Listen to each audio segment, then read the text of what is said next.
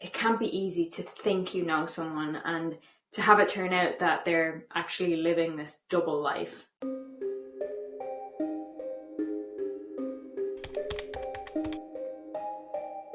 Hey guys, welcome back to my channel. If you're new here, please do subscribe, and if you're old here, hello again.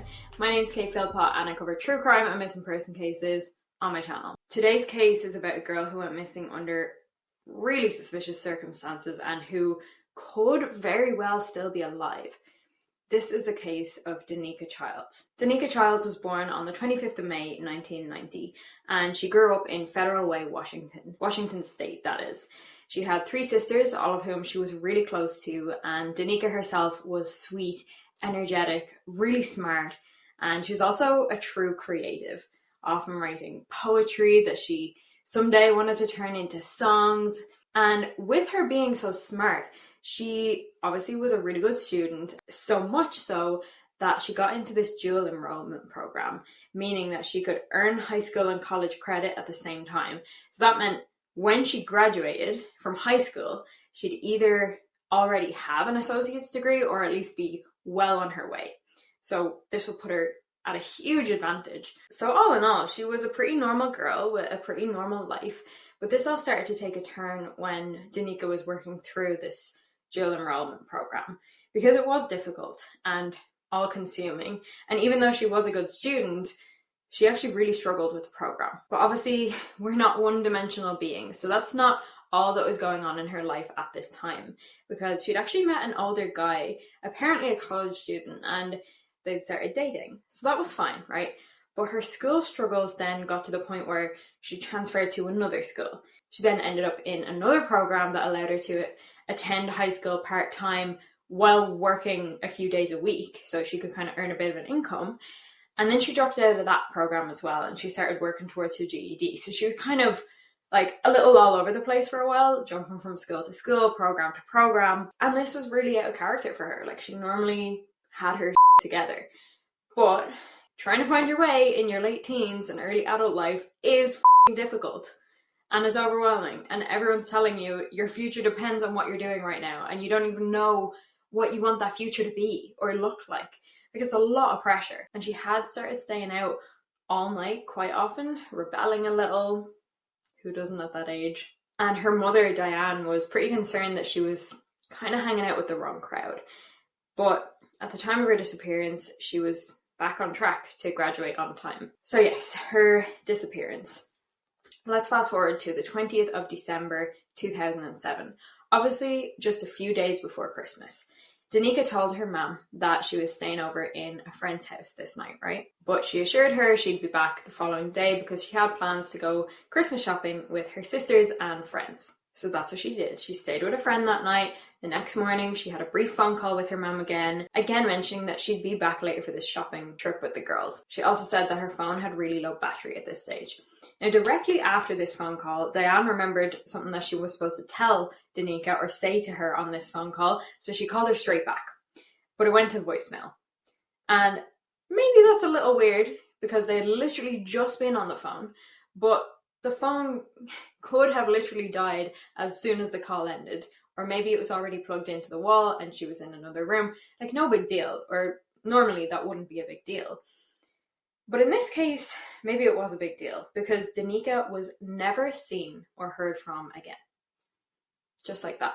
Because she never showed up for the Christmas shopping trip later that day. I mean, her sisters just assumed maybe she'd forgotten about it, maybe she made other plans last minute, and that it wasn't really that deep. But they do go and report her missing eventually. And Diane, for some reason or another, is particularly concerned that Danica was kidnapped. Now, as people interested in true crime, you, I'm sure, know what I'm about to say next about the police's response. No big deal, she's just a runaway. They, of course, didn't take it all that seriously. But if she was planning on running away, why would she go and tell friends and family that she was going shopping with them that very day? Like, surely that would give her a much smaller window to actually get the heck out of Dodge. Seems a little weird. But with the police's response, Diane then goes out of her way to honestly find out what she can on her own. She was like, you know what? I can't rely on you. I'm taking this into my own hands. And when she gets into contact with Danica's boyfriend, remember I told you she was dating someone, she finds out that actually she had stayed with him that night, not in a friend's house. And not only was she not in a friend's house, but they stayed in some sketchy motel, Sunset Motel in Kent, Washington. And Danica's coat, phone, and purse were still in this motel. A little more about this motel, okay? This is one of those seedy places known for a lot of sex work, drugs, all this kinds of stuff, right? Obviously, being the 21st of December, you'd think that she would want to bring her coat if she was going anywhere out and about. You could make the counter argument that she at least thought she was just doing a motel to car and car to insert destination here kind of job, rather than walking outside for, say, half an hour at a time. But, you know, as 17-year-old girls, we often are like, no, ma'am, I don't need a coat. And then, you know, whatever, because it ruins the outfit. So that's one side of it. There's a lot of debate about the coat. But then another side of it, a 17-year-old girl going out without her phone? That seemed a little bit unheard of. By the way, when Diane told police that Danica had been in this motel, they actually took that as even more of a reason for her to be a runaway. I'm not quite sure how that works or makes sense, but whatever. I'm honestly confused about law enforcement's entire take on this case because, sorry, no matter what you think this might be, she's still underage. She's only 17 and her location can't be accounted for. Do you not think that's enough? Do you not think you should care about this? Even a little bit? So Diane takes it upon herself to try and find out Danica's phone password because obviously she has the phone now. Maybe there's some clues there. And she actually managed to get into it. So she starts looking through messages, seeing if there's anything that could lead to some kind of information about Danica's whereabouts. And there are a bunch of unlistened to voicemails that came in very soon after Danica and Diane's phone call. And they shared details about Danica's personal life that broke Diane. Broke her heart. There were a bunch of messages from various men, all of which were sexual in nature. And they painted a very clear picture that Danica was working in sex work. So was Danica one of these women who was using the Sunset Motel as a base for that sex work? And if so, why did her boyfriend say that he was there with her? It's a bit of an unusual dynamic there. Diane believes that this boyfriend is actually a pimp and that he groomed her and got her into this kind of lifestyle. And apparently there were already intense rumors about this guy that he was a pimp. And my question is, okay, right, anyone can be rumored to be a pimp, but where did these rumors come from? Was there any legitimate evidence that this is true? And what I also want to know is, who is this boy?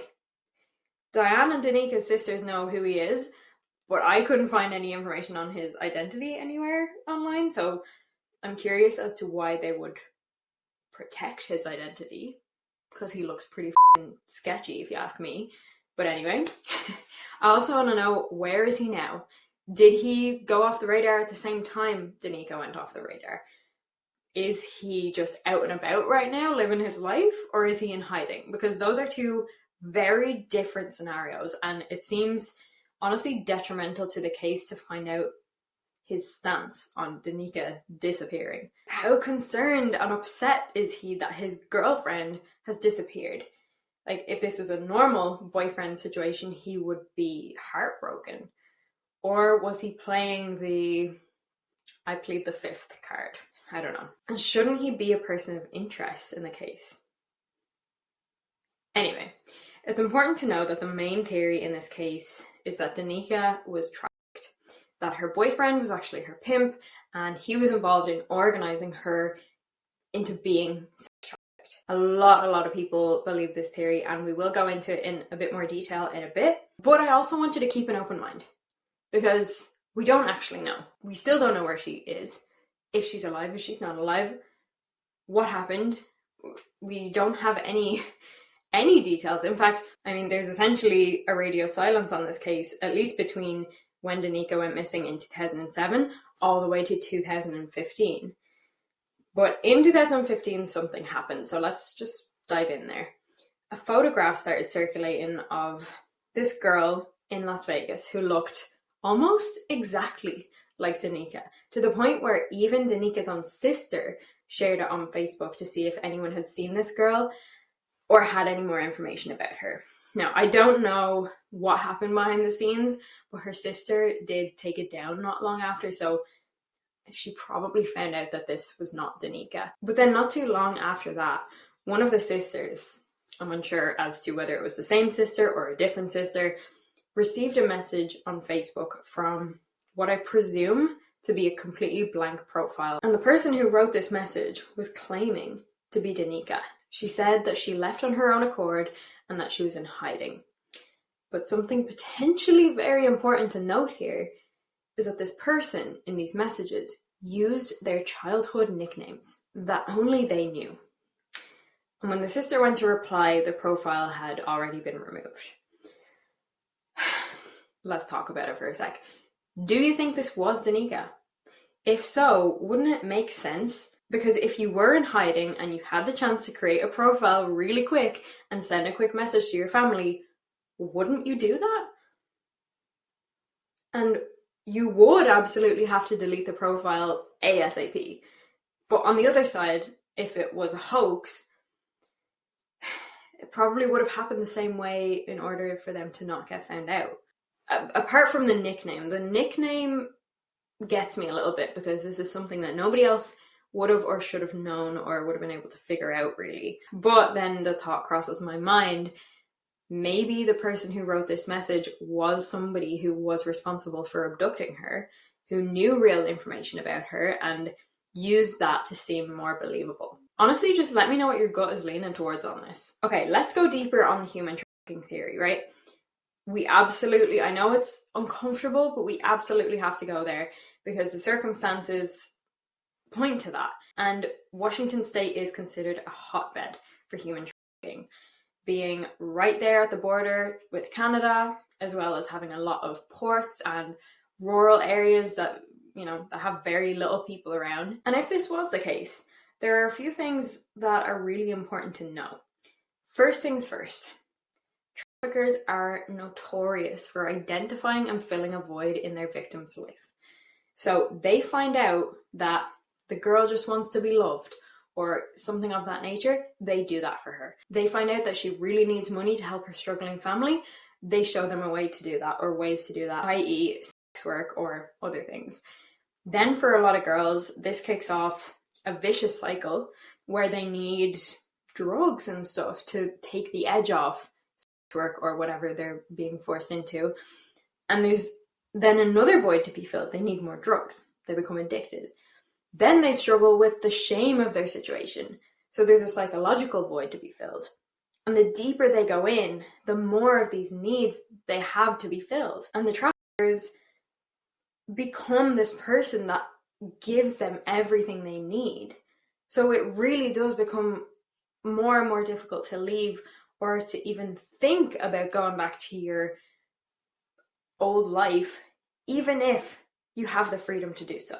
But also, I have to mention, Danica has been missing for 15 years now. She would be, 32? So what happens when she becomes too old, or maybe she already is too old for that world, beyond the demographic of what they would typically want in a trafficking victim? Like, sometimes they'll just kill them. Surely they wouldn't let her go free after all that time if she was kidnapped. She knows too much. And then some people theorize that maybe she went on to become an independent worker. But what I question about this is that would she have even had the freedom to do that? And just on the outside then, like say with law enforcement, not that they did a whole lot anyway, but with her now being a legal adult, if she is out there, does that make the case completely unimportant? Because as an adult, you have the right to leave at any time. If they still see it as a runaway, officially Danica is classified as an endangered runaway. If they still see it as that, why would they need to care? But then if you're classifying her as an endangered runaway, how could you not care? Why wouldn't you try harder? Or why didn't you, at least in the very beginning? Now, let's look at some alternative theories, because as much as one theory may seem likely, it is crucial, I think, not to just take it and run with it. You absolutely cannot ignore other possibilities when you genuinely do not know what happened. So first things first, there's a theory that Danica was kidnapped by a John or a client in this field that she was secretly working in. I mean, these guys have access to these women completely alone, and it's not beyond the realms of possibility that one of these guys had ill intentions. Whether this was personal, and say a client of hers was jealous of the relationship she had with the guy who we think is the pimp, or maybe it was someone who simply had the urge to kill and needed to get their hands on an easy target. You just don't know. And if you think either of these two theories have potential, I would love to know why you think that in the comments. Not saying that it's wrong, but what gives you that, this is why I think. The other theory is that maybe she actually did run away and start a new life somewhere. Look, clearly Danica was struggling. She'd struggled through school, and although she seemed to be getting back on track in that sense, you just don't know how that period of struggle may have affected her. Maybe she had shame around it. Maybe she had anxiety around being caught with sex work. And yes, like, she could have wanted to just start over. There have been multiple times in my life when I wanted to start over and I didn't even get to that point. In which case, it would make sense that she would leave her phone.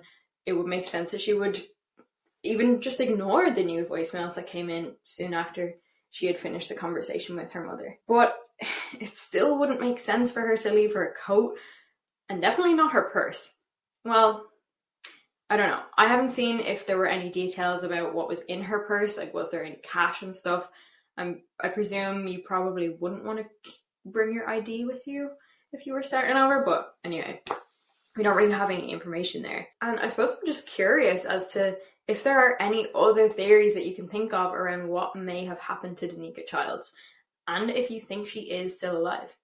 Like, she could well be. Danica is still classified as an endangered runaway, and her family still believe that she is alive out there. They've gone to many events held for trafficking victims to let them know that they're loved, that it doesn't matter how bad the situation they're in is, and that it is safe for them to come home. At least emotionally safe, and they'll be looked after and taken care of. Some useful information about Danica and what she might look like is that she may dye her hair brown, and she may also pierce her ears or her belly button. Other than that, just make sure you're familiar with any age-progressed photo of her, just in case. You really never know when a person from one of these missing person cases could be right on your doorstep. You actually really don't know. And nobody ever expects it.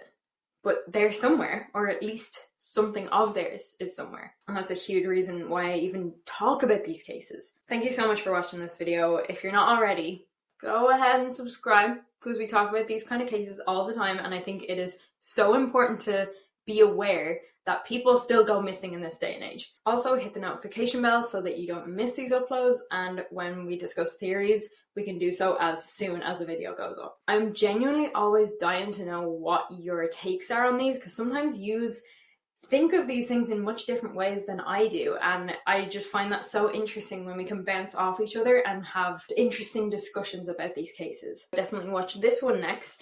It is a really fascinating case. I can't. Honestly, just go watch it. Okay, bye guys.